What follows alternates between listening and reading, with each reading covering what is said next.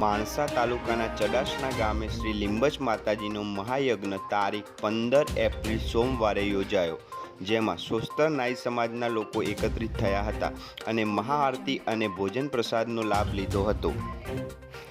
છેલ્લા 13 વર્ષથી લીંબચ માતાજીની સેવા આપતા અજય માળી ભગતે વીઆઈ ન્યૂઝની ટીમ સાથે વાત કરી હતી।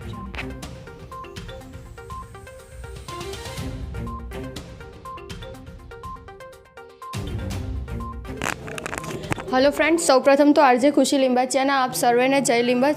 तो फ्रेंड्स, આપણે આવી ગયા છીએ માણસા તાલુકાના ચડાસના મુકામે, જ્યાં અજયભાઈ ભગતના આંગણે લીંબચમાંની અસીમ કૃપાથી આજે યજ્ઞ યોજાઈ રહ્યો છે।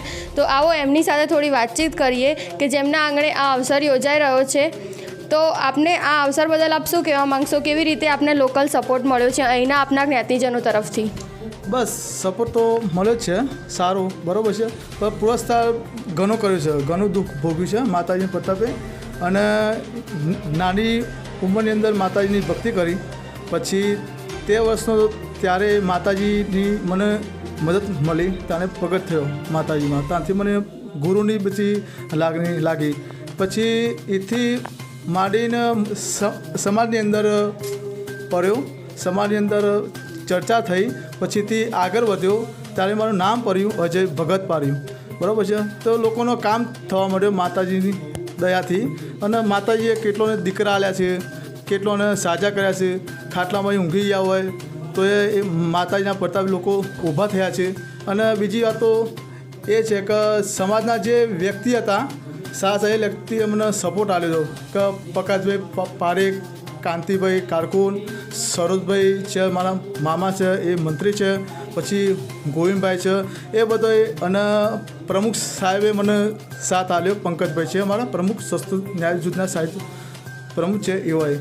પછી એક બીજી મારા જીવનની વાત કહું કે 22 વર્ષની ઉંમરની અંદર પછી મેં ગુરુ બોધ લીધો ગિરનારની અંદર, તે મારા ગુરુજી જીતેન્દ્રગીરી મહારાજ।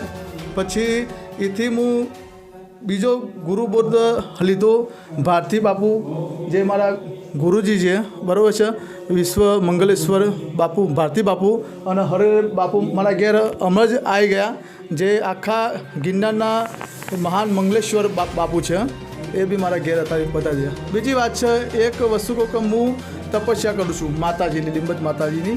જ્યારે મને ગુરુજીએ મને તપ આપ્યું, જ્યારે હું તપથી બેહ્યો ત્યારે મને એક યંત્રની દ્રષ્ટિ થઈ, જ્યારે આ મેં લીંબચ યંત્ર માતાજીના પ્રતાપે બનાવ્યું છે, એની દ્રષ્ટિથી આ બધું ઉપયોગી થયું, અને સમાજની અંદર અને ઘણા કામ કર્યા, ઘણા દુખિયાવાળા કામ કર્યા મેં ઘણું, અને પરિસ્થિતિ અત્યારે હું ભોગવી શકું છું, બરાબર છે। પછી એક માતાશ્રી મારા 7 મહિના થયા, 7 મહિનાથી માતાશ્રી મારા ઓફ થઈ ગયા। માતાશ્રીએ ઘણું દુઃખ ભોગ્યું મને, બરાબર છે, અને ઘણું તકલીફો ભોગવી મને મોટો કર્યો, ભણાયો ગણાયો, બરાબર છે। અત્યારે મારે 31 વર્ષની ઉંમર થઈ, લગ્ન નથી કર્યા, બરાબર છે। અને માતાનો એટલો મને પ્રતાપ છે, એટલો બધો દયા છે, એટલી બધી લાગણી છે કે આ સમાજ, આખા ગુજરાત વારંગ સમાજની સેવા કરવી છે, અને એક જ સેવા કરી તો સુખી થાય, મારો સમાજ સુખી થાય, મારો સ્વસ્થ સમાજ સુખી થાય। એ માટે હું માતાજી મા લીંબચની મા ભગવતીને આશીર્વાદથી એની એટલી પ્રાર્થના કરું છું કે મારે ન્યાયી સમાજને એટલો સુખી કરે, એટલો પરિવાર બનાવે, બુદ્ધિજય બનાવે, એટલે હું માતાજીની પ્રાર્થના કરું છું। વાર્ષિક દરમિયાન, આખા વર્ષ દરમિયાન અહીંયા કેવા કેવા ધાર્મિક પ્રોગ્રામો થાય છે, એના વિશે થોડું લોકોને જણાવશો? ધાર્મિક પ્રોગ્રામો તો એવા થાય કે રમાપીરનો હું પાઠ પુરાવું છું, બાપાને હું માનું છું કે અમારે વસ્તુ એવી છે કે અલગ ધણીનો પાઠ પુરાય તો અમારા ગુરુજી ઘેર આવે, પછી ગુરુજી અમને આશીર્વાદ આલે। એક જોત છે મારા પાસે પાઠની, તો ખરેખર ઘીની વસ્તુ તો બગડી જાય, પછી આ પાટની વસ્તુ એવી છે જે જોત જગાવીએ ને તો પાટની વસ્તુ, હજી ઘીની વસ્તુ બગડી નથી, હજી જોત છે મારે, બરાબર છે।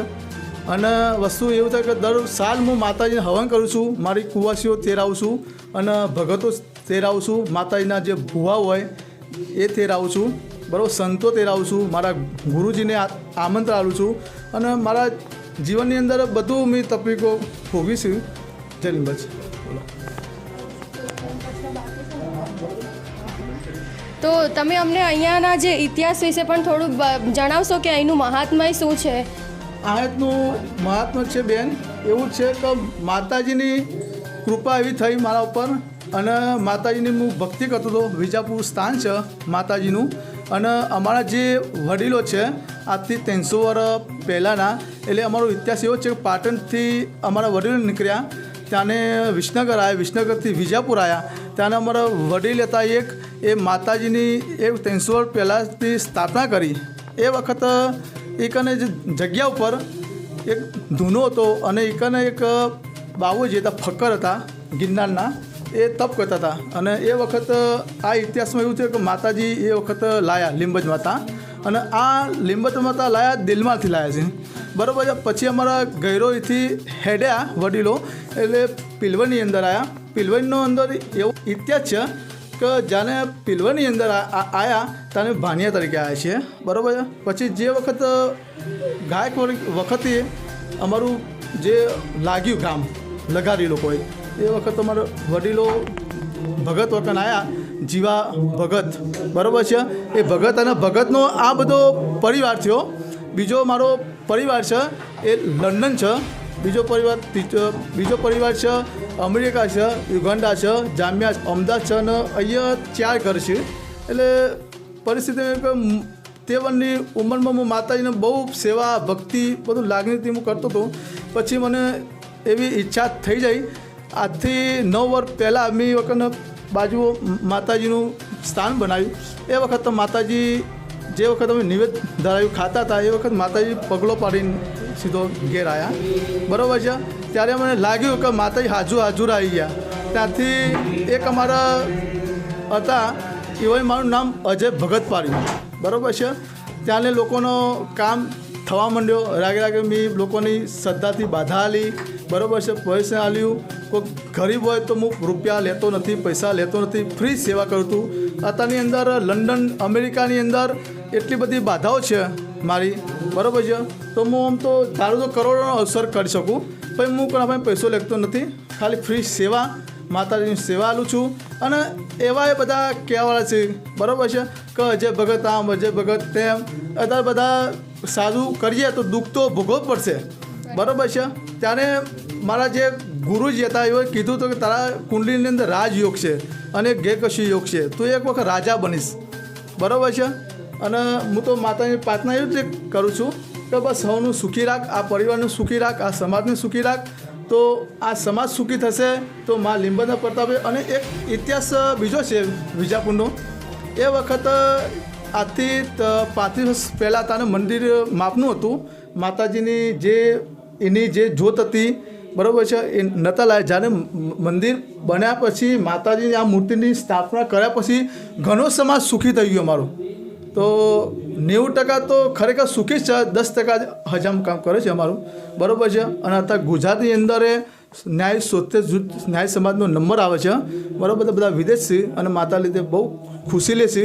અને હું આ માતાની ભક્તિ કરું છું. માતાની અખંડ જ્યોત ચાલે છે. અને આ અખંડની જ્યોતની એવો ઇતિહાસ છે કે માતાજીએ મને આપો કીધું, બરાબર હતું કે આ જ્યોત બાર હું જોતે હું તારા ફાયસીને આવીશ, બરાબર છે. અને આટલું મારો ઇતિહાસ છે. બસ માતાજી મને ભક્તિ કરાવવા, બરાબર, લોકોની હું સેવા કરું.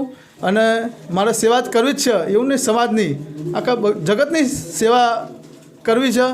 અને માનું નામ ઊંચું કરવું છે. અને મારા ગુરુજીનું, મારા મા બાપનું, બરાબર, મારા મા બાપને મને બહુ ટેકો આપ્યો, નેમપણથી મને મોટો કર્યો.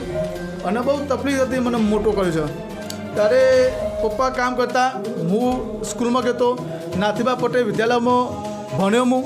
પછી સુરત ગયો 1 વર્ષ, કાકાએ મને રાખ્યો. પછી નાથીબામાં આવ્યો, ભણી ગણી મોટો થયો, કામ ધંધો કર્યો, એસા કર્યો. પછી 2009માં હું ફોરેન ગયો, ફોરેનથી પાછો આવ્યો. પછી તકલીફો તો બહુ મારા મા બાપને ભેગી છે, મને બહુ મોટો કર્યો છે. તો મારે એવું નથી રૂપિયા જોઈએ, બસ મને માન સન્માન જોઈએ, બરાબર છે. મને રૂપિયાથી એવું નથી કે મને માં ઢગલો હાલ દે, મને બંગલામાં બિહારે, ગાડી લાવે, એવું મને લગી મને મોહ નથી, બરાબર છે. બસ 2 ટાઈમ માં રોટલા આલે, મને ભક્તિ આલે. અને મારી મમ્મીએ મને બહુ દુઃખ ભોગીને મોટો કર્યો છે. ત્યારે મારી મમ્મી સોનનો કતેરો ઉપાડે અને લોકોને ઘર કામ કરી મને મોટો કર્યો. મારી 2 બહેનો છે.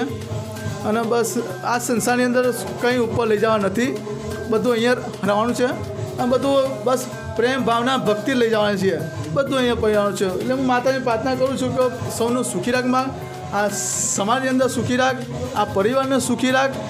બસ થેન્ક યુ અજયભાઈ. અજયભાઈનો ખૂબ ખૂબ આભાર માનીશું કે એમના થકી આપણને લીંબચમાના ઇતિહાસ વિશે જાણકારી મળી અને અહીંયા જે લીંબચ યંત્ર પણ બનાવેલું છે એના વિશે પણ આપણને માહિતી મળી. તો આપણે એમનો ખૂબ ખૂબ આભાર માનીશું. એ સાથે જ આપ સર્વેને ખુશી લીંબાચિયાના જય લીંબચ. કેમેરામેન હરિનાઈ આદિવાડા મહેસાણા સાથે ખુશી લીંબાચિયા.